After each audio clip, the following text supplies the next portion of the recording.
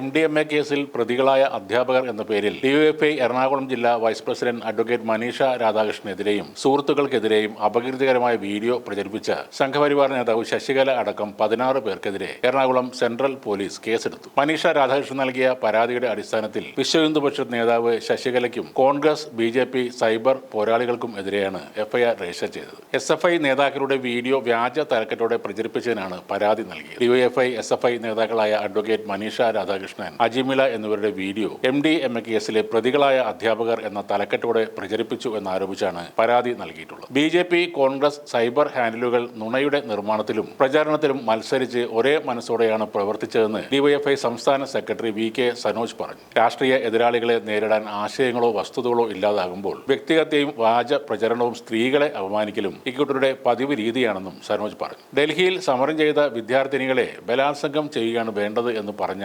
Sangh Parivar വിശ്വജീവി TG മോഹൻദാസിന്റെ വീട്ടിലേക്ക് പ്രതിഷേധ March നടത്തിയതിന്റെ പ്രതികാരമായിട്ടാണ് ശശികലയുടെ നേതൃത്വത്തിൽ ഈ പെൺകുട്ടികളുടെ നേരെ സൈബർ അറ്റാക്ക് തുടങ്ങിയത്. എന്നാൽ യാതൊരു ലജ്ജയുമില്ലാതെ കോൺഗ്രസ് ഹാൻഡിലുകൾ ഇത് ഏറ്റെടുത്തു എന്ന് പ്രത്യേകം ശ്രദ്ധിക്കേണ്ട ഒരു കാര്യമാണെന്നും സനോജ് വിമർശിച്ചു. ഈ ശശികല ടീച്ചർ എന്ന് വിളിക്കപ്പെടുന്ന സ്ത്രീ എക്കാലത്തും വിവാദപരമായ, വിദ്വേഷപരമായ പ്രസ്താവനകൾ നടത്തി മാധ്യമ ശ്രദ്ധ നേടുന്ന ഒരു വ്യക്തിയാണ്. ഹിന്ദുക്കൾ മാത്രം ജീവിക്കുന്ന ഒരു ലോകം സ്വപ്നം കാണുന്ന ഒരു പ്രത്യേകതരം വിഭാഗത്തിന്റെ നേതാവാണ് ശശികല. എത്ര ഗൗരവതരമായ വിഷയമായാലും BJPക്കോ സംഘപരിവാറിനോ എതിരായി ഉയരുന്ന ശബ്ദങ്ങളെ അങ്ങേയറ്റം മ്ലേച്ഛമായ രീതിയിലൂടെ അപമാനിക്കുക എന്നതാണ് ഇവരുടെ ഏക ലക്ഷ്യം. ഹിന്ദുത്വവാദികളുടെ ദുഷ്ചെയ്തികൾ ആരും ചോദ്യം ചെയ്യാൻ പാടുള്ളതല്ല എന്നാണ് ഇക്കൂട്ടരുടെ നിലപാട്. അങ്ങനെ ചോദ്യം ചെയ്യുന്നവരെ നേരിട്ട് രാജ്യദ്രോഹികളായി മുദ്ര കുത്തുകയാണ് ഇവർ ചെയ്യുന്നത്. ജാതിയും മതവും ഒന്നും നോക്കാതെ എല്ലാ എതിർശബ്ദങ്ങളെയും പാകിസ്ഥാൻ, ബംഗ്ലാദേശ് അനുകൂലികളായിട്ടാണ് ഇവർ ചാപ്പ കുത്തുന്നത്. ഒരു വിഷയത്തിൽ പോലും മാന്യമായ രീതിയിൽ ന്യായീകരണം നൽകാൻ കേൾപ്പില്ലാത്ത കൂട്ടരാണ് ഇവർ. ഉത്തരങ്ങൾ പറയുന്നതിന് പകരമായി ജയ് ശ്രീറാം വിളികളും ബോലോ ഭാരത് മാതാ കി ജയ് വിളികളുമാണ് ഇവരിൽ നിന്നും ഉയർന്നു കേൾക്കുന്നത്. നമ്മുടെ രാജ്യത്ത് ഒരു അനീതി നടന്നാൽ, ഒരു അക്രമം നടന്നാൽ അത്